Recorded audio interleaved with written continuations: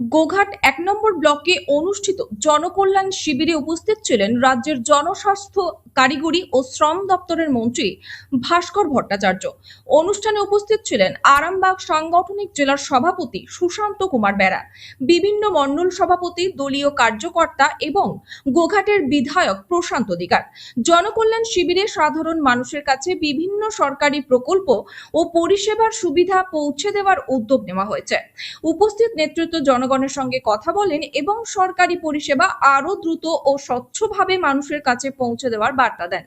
শিবিরে এলাকার বহু মানুষ অংশগ্রহণ করেন এবং বিভিন্ন সরকারি প্রকল্প সম্পর্কিত তথ্য ও পরিষেবা গ্রহণ করেন। এই জনকল্যাণ শিবিরকে কেন্দ্র করে এলাকায় উৎসাহের পরিবেশ তৈরি হয় এবং সাধারণ মানুষের ব্যাপক সাড়া লক্ষ্য করা যায়।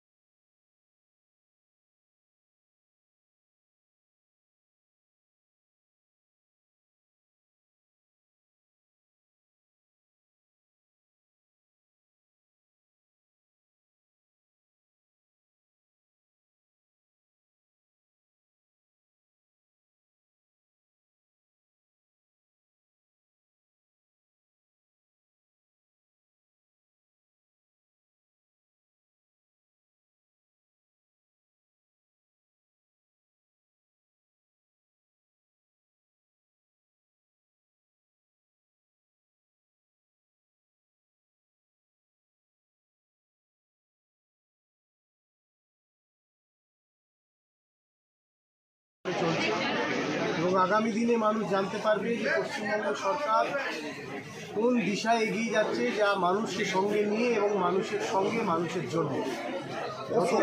সকাল দিকে দেখা যাচ্ছিল বেশ কিছু মানুষের ক্ষোভ, মানে যারা বার্ধক্য ভাতা পাচ্ছে না, বিধবা ভাতা পাচ্ছে না। আজকে তো বার্ধক্য ভাতা, বিধবা ভাতার কথা বলা হয়নি, এখানে কোনো কাউন্টারে দেখবেন না লেখা আছে। আমরা বলেছি তাদের বাড়িতে গিয়ে পশ্চিমবঙ্গ সরকারের পক্ষ থেকে লোক যাবে, তাদের বাড়ি গিয়ে ফর্ম ফিল আপ করে নিয়ে আসবে। তাদের কোনো চিন্তা করার কারণ নেই, প্রত্যেকেই এই ভাতা তারা পাবে।